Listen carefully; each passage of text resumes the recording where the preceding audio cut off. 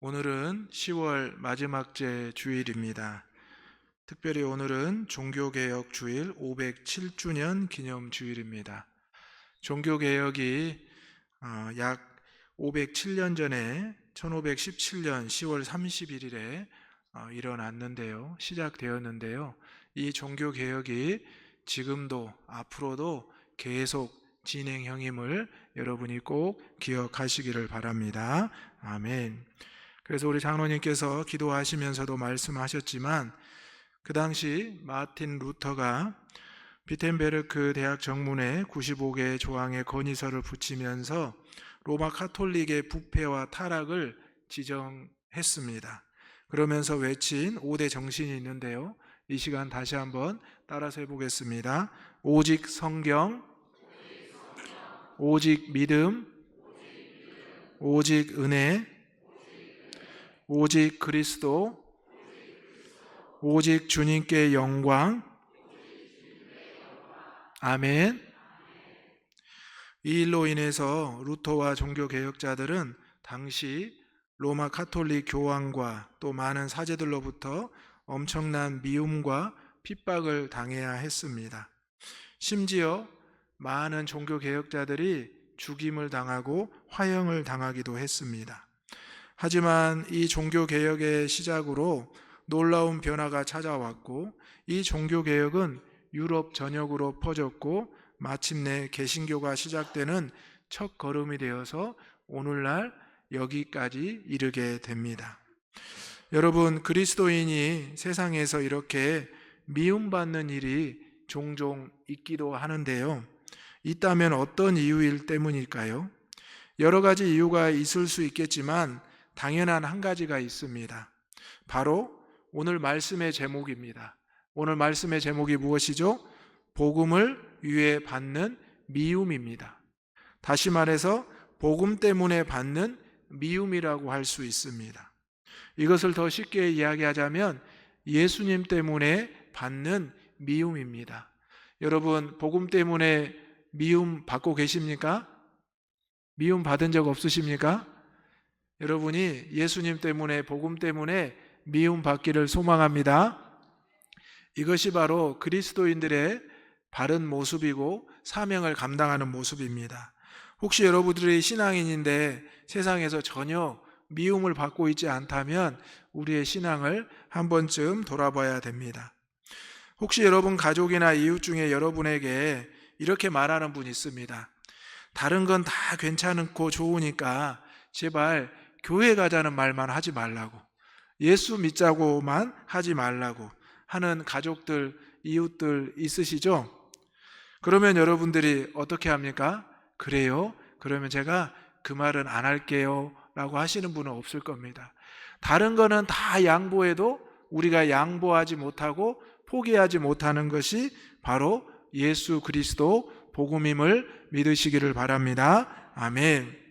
지난주에 우리가 총동원 전도주일 선포식을 진행했습니다. 무엇 때문입니까? 바로 복음 때문에, 예수 그리스도 때문입니다. 또 종교개혁자들이 종교개혁을 부르짖었던 것은 무엇입니까? 바로 오직 예수 그리스도 복음 때문입니다. 오늘 오후에 서울 광화문에서 한국교회 연합예배와 기도회가 진행이 됩니다. 여러 가지 걱정과 여러 어려움이 있지만 우리 교회에서도 15분의 성도님들이 오전 일부 예배를 드리고 출발하셨습니다. 우리가 함께 하지는 못하지만 하나님께서 이 땅에 다시 한번 교회가, 성도들이 복음과 예수 그리스도 안에서 다시 세워지기를 소망합니다. 동성애를 찬성하고 포괄적 차별금지법을 통해서 복음 전파를 가로막으려고 하는 세상의 모든 악한 세력들과 대적들을 우리가 반드시 복음으로 예수 그리스도를 통해서 물리치고 선한 싸움에서 승리해야 될 줄로 믿습니다. 우리 그리스도인들이 성도로서 한평생 살아가면서 가장 영광스럽고 복된 일이 무엇인가 생각해 보면 내 영혼이 구원받는 것도 있지만 내가 누군가의 영혼을 하나님의 품으로 인도하는 것이야말로 가장 복되고 귀한 보람된 일이 아닐까 생각이 됩니다. 총동원 전도주의를 선포하고 한 주간이 지났습니다. 아직 작정하지 못한, 또 작정했지만 아직 주저하고 있는 영혼이 있다면 여러분들이 복음을 위해 조금 미움을 받더라도, 복음 때문에 상당한 미움을 받더라도 내가 예수님 때문에 받는 핍박과 박해를 오히려 기쁨으로 여기고 사명을 잘 감당할 수 있기를 주님의 이름으로 축원합니다. 아멘. 복음을 위해 받는 미움을 위해서 예수님께서 첫 번째로 우리를 보내셨습니다. 16절의 말씀을 다시 읽어보겠습니다. 시작. 보라, 내가 너희를 보냄이 양을 이리 가운데로 보냄과 같도다. 그러므로 너희는 뱀같이 지혜롭고 비둘기같이 순결하라. 아멘. 예수님께서는 하나님의 보내심을 받아 이 땅에 오셨습니다. 그리고 예수님께서는 그 사명을 감당하시면서 제자들을 부르시고 제자들을 택하셨습니다. 그리고 이제 제자들을 세상으로 보내신다 말씀합니다. 보라, 내가 너희를 보냄이, 그리고 양을 이리 가운데로 보낸 것 같다라고 말합니다. 여러분, 양과 이리의 관계는 무엇입니까? 잘 알고 계시죠? 이리가 양을 잡아먹습니다. 제자들이 양이라고 하면, 세상이 이리라고 하면 양과 같은 제자들을 세상에 보내면 어떻겠습니까? 당장 이리가 양을 잡아먹게 된다는 것입니다. 그런데 예수님께서는 왜 제자들을 이렇게 보낸다라고 말씀하셨을까요? 하나님이 예수 그리스도를 이 땅에 어린 양으로 보내셨고 마침내 십자가의 죽음으로 대속의 은혜를 베풀어 주셨습니다. 예수님의 제자들 역시 이제 이러한 예수님의 사명을 감당해야 되고, 또 종교개혁자들도 그러했고 오늘 저와 여러분도 그러한 양의 모습임을 기억해야 합니다. 그런데 보통 스승들은 제자들을 이제 처음에 어떠한 경험과 훈련을 위해서는 그래도 쉽게 할 수 있는 곳으로 보내려고 할 것입니다. 하지만 예수 그리스도는 그렇지 않으셨습니다. 바로 양과 같은 제자들을 이리 같은 세상으로 당연하게 보내신다라고 선포하십니다. 제자들은 어떻게 마음에 생각이 들었을까요? 왜요? 우리가 양 같다면서요. 그런데 왜 이리 같은 저 세상으로 우리 보고 가라는 겁니까? 그때 예수님께서는 또 말씀하십니다. 그러므로 너희는 뱀같이 지혜롭고 비둘기같이 순결하라. 성경에서 뱀이라는 것은 사단을 상징하고 간사함과 교활함을 상징하기도 합니다. 하지만 예수님께서 이 부분에서 말씀하신 뱀은 지혜로움을 뜻한다고 합니다. 또 비둘기는 그 당시에 바로 오염되지 않은 순결한 상징이었다고 합니다. 뱀처럼 지혜롭고 비둘기처럼 순결하라. 또 하나님께서 예수님을 보내신 것처럼, 예수님이 제자들을 보내시는 것처럼 이러한 순수한 지혜로운 모습을, 은혜의 모습을 기억하라는 것입니다. 로마서 16장 9절에는 이렇게 기록되어 있습니다. 너희가 선한데 지혜롭고 악한데 미련하기를 원하노라. 여러분, 지혜롭고 순결하기를 원하시죠? 그리스도인들은 지혜롭고 순결함이 동시에 있어야 합니다. 순결한데 지혜가 없으면 무너지기 쉽고, 지혜로운데 순결이 없으면 또 이용되기도 쉽다고 합니다.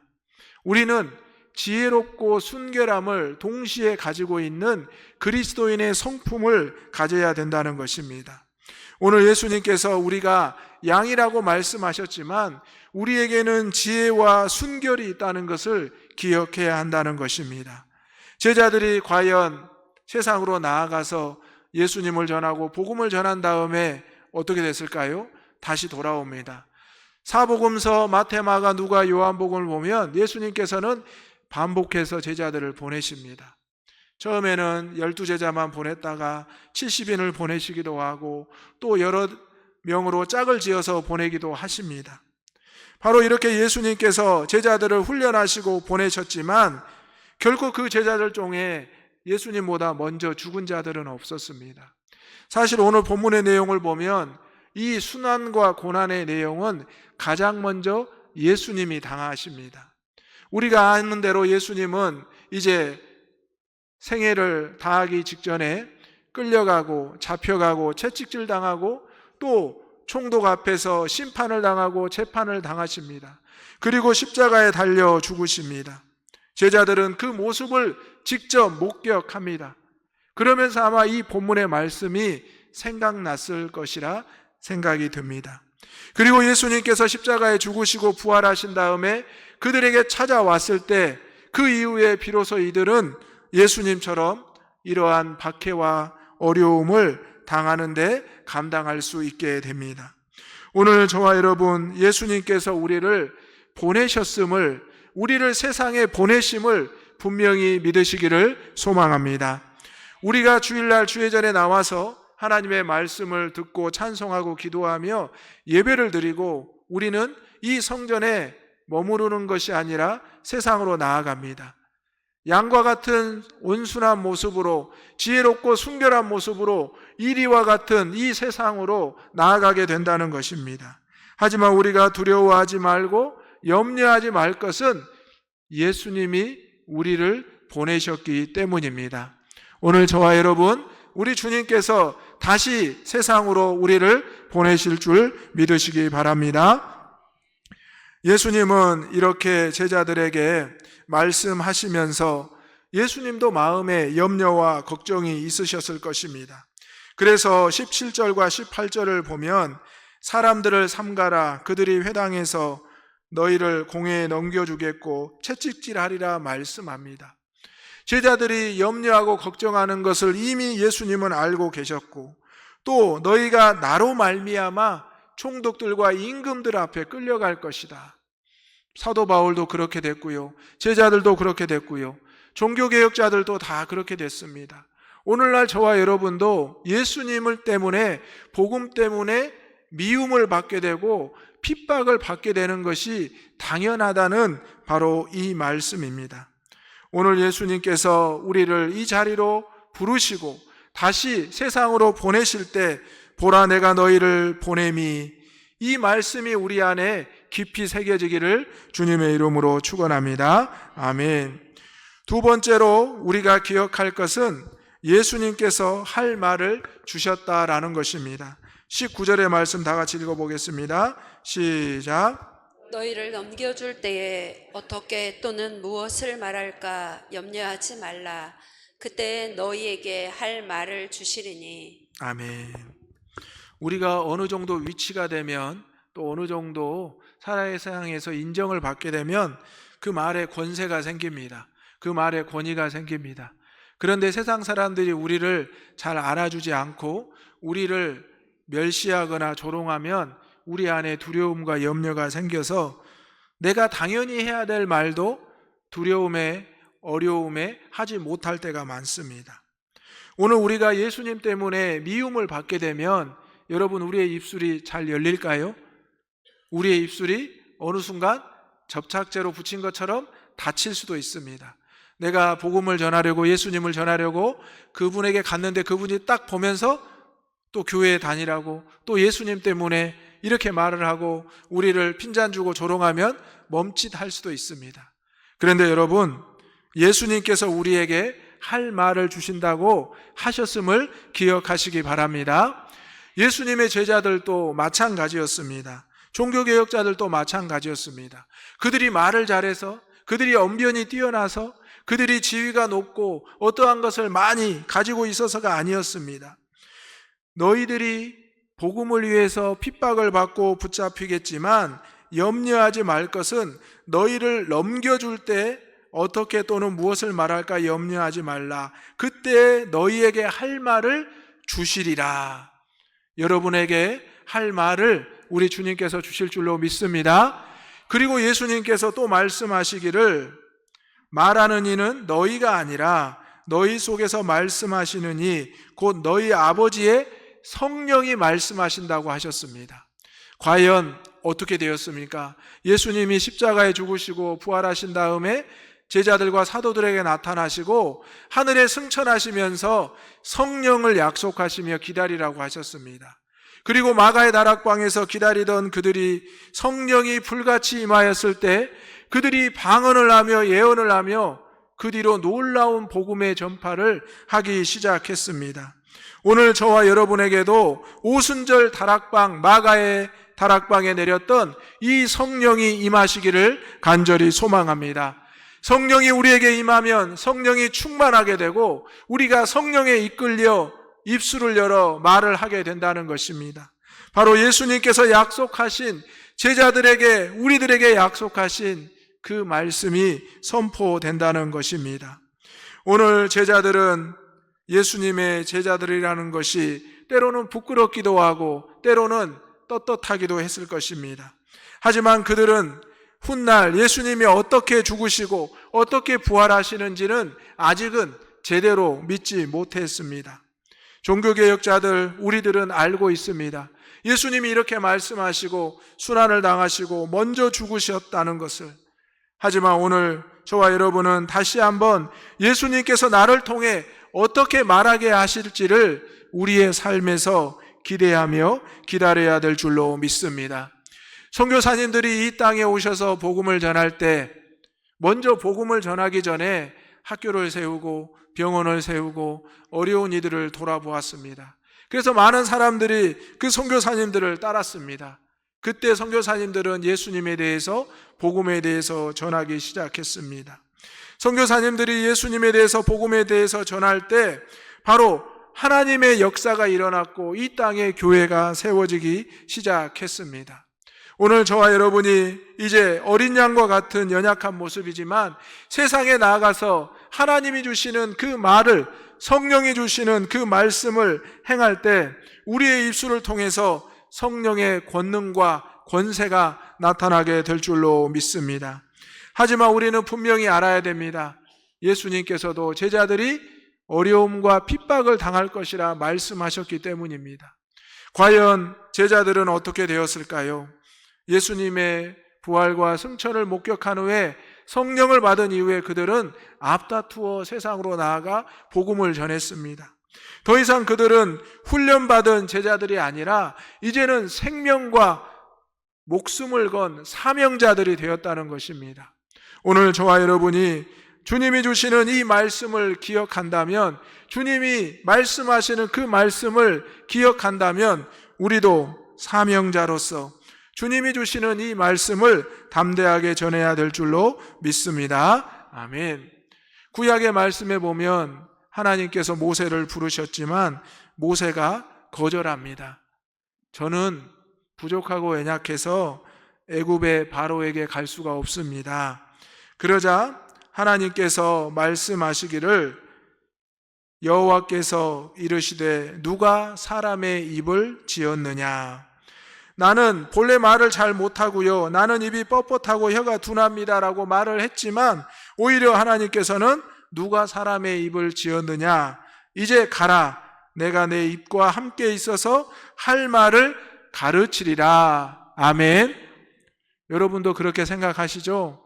저 말 잘 못해요. 저 혀가 둔해요. 그러니까 하나님께서 여러분의 입을 지으셨다 말씀하시고, 이제 가라고 말씀하시고, 이제 내 입과 함께 있어 할 말을 가르친다고 하셨습니다. 우리의 핑계와 우리의 머뭇거림을 더 이상 하나님께서는, 주님께서는 말씀하시는 겁니다. 내가 보냈으니, 내가 할 말을 줄 테니 너는 가라, 너는 전하라. 지난주에 원로 목사님께서 가라라는 말씀으로 우리에게 얼마나 큰 도전을 주셨습니까?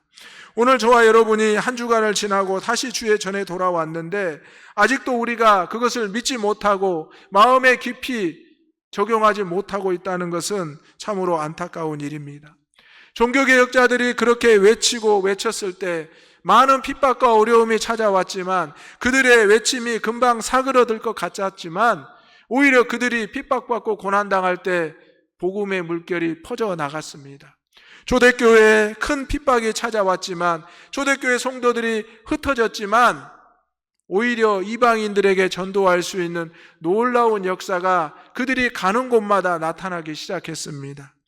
오늘 우리가 주회전에 주일에 모였습니다. 그리고 이제 세상으로 흩어집니다. 그러면 여러분이 속한 가정과 여러분이 속한 삶의 현장에서 이제 주님이 보내셨다는 그 사명감으로서 주님이 말씀을 주셨다는 그 은혜를 가지고 전할 수 있고 나눌 수 있기를 주님의 이름으로 축원합니다. 아멘. 세 번째로 복음을 위해서 미움받을 때 예수님이 함께 하신다는 겁니다. 23절의 말씀 다 같이 읽어보겠습니다. 시작. 이 동네에서 너희를 박해하거든 저 동네로 피하라. 내가 진실로 너희에게 이르노니 이스라엘의 모든 동네를 다 다니지 못하여서 인자가 오리라. 아멘. 우리가 누군가에게 복음을 전하다가 핀잔을 당할 때가 있습니다. 마음에 상처가 되고 어렵죠. 그러면 또 다른 곳에 가서 복음을 전하라는 겁니다. 그러면 어떤 분들은 귀를 기울입니다. 또 다른 곳에 가면 또 핀잔을 받을 수도 있지만 또 다른 곳에 가면 또 귀를 기울이는 사람들이 있다는 겁니다. 하지만 오늘 분명한 말씀은 이 동네에서 너희를 박해하거든 저 동네로 피하라. 바로 제자들이 그렇게 행하면서 복음이 점점 확장되기 시작했습니다. 그러면서 예수님께서 말씀하시기를 이스라엘의 모든 동네를 다니기 전에 인자가 오리라. 아멘. 지금 우리도 전 세계 방방곡곡에 복음을 전하는 선교사님들을 파송하고 후원하고 기도합니다. 그리고 이 지역은 또 가깝게도 이 지역에서도 복음을 전하며 이곳저곳을 다니며 함께 합니다. 오늘 저와 여러분 예수님이 함께 하신다면 우리가 가지 못할 곳이 어디 있습니까? 우리가 만나지 못할 사람이 어디 있습니까? 종교개혁자들이 죽음을 알면서도 두려워하지 않고 주님이 함께 하신다는, 말씀이 함께 하신다는 것을 분명히 하며 담대하게 나아갔던 것을 우리는 기억해야 합니다. 여러분, 희생과 수고가 없이는 절대 변함이 없고 개혁이 일어날 수 없습니다.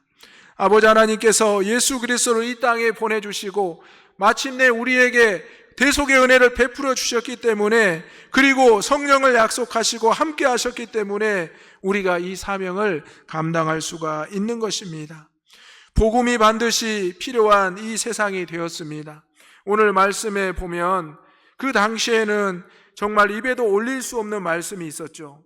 21절에 보면 장차 형제가 형제를, 아버지가 자식을 죽는 데 내어주며 자식들이 부모를 대적하여 죽게 하리라. 여러분, 그런데 요즘은 어떻습니까? 이런 뉴스가 너무나 자연스럽게 여러 곳에서 많이 들려옵니다. 이 세상이 이렇게 죄악이 관영해져서 소돔과 고모라 땅과 같이 변하고 있다는 것입니다. 여러분, 지금 우리나라는 어떻습니까? 우리의 생활은 너무 편리합니다. 너무 편안합니다. 부족함이 없습니다. 그런데 우리의 영적인 환경은 어떻습니까? 점점 죄악으로 점점 우리를 유혹하고 미혹하는 것들이 많아지고 있습니다. 복음이 반드시 필요한 이 세상이 되었음에도 복음을 멀리하고 복음을 거절하는 이들이 점점 많아지고 있다는 것입니다. 오늘 예수님께서는 제자들을 보내십니다. 그리고 말씀을 주십니다. 그리고 주저하는 그들에게 내가 함께 할 것이고 너희가 모든 동네를 다니지 못하기 전에 인자가 오겠다는 약속도 해 주십니다. 오늘 우리가 세상에 나아가 미움을 받는 것은 당연한 일입니다. 미움을 받지 못하는 게 이상한 일입니다. 언제까지요? 주님이 다시 오는 재림의 그날까지 우리도 주님의 십자가를 지고 따르겠다는 그 맹세를 했던 제자들처럼 저와 여러분도 그 맹세의 십자가를 지고 따라야 한다는 것입니다. 예수 믿고 구원받는 것이 이 세상에서 잘 먹고 잘 사는 것은 결코 아닙니다. 예수 믿고 구원받았는데 우리가 못 먹고 못 살 수도 있는 것입니다. 다른 사람들보다 더 큰 어려움과 질병과 질고를 당할 수도 있습니다. 그래서 세상 사람들이 조롱하고 핀잔할 수도 있습니다. 하지만 그럼에도 불구하고 우리에게는 우리 예수님이 날마다 늘 함께 하심을 믿으시기를 소망합니다.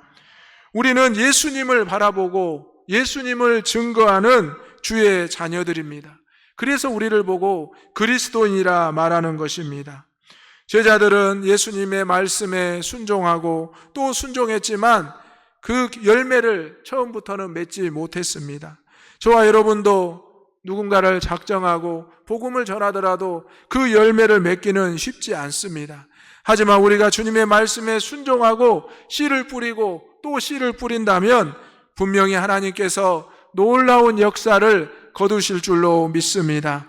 선교사님들이, 종교개혁자들이, 또 예수님께서 그 제자들이 행하였던 그 모습을 보면서 저와 여러분도 이 사명을 잘 감당할 수 있는 저와 여러분 되시기를 소망합니다. 아멘. 기도하겠습니다.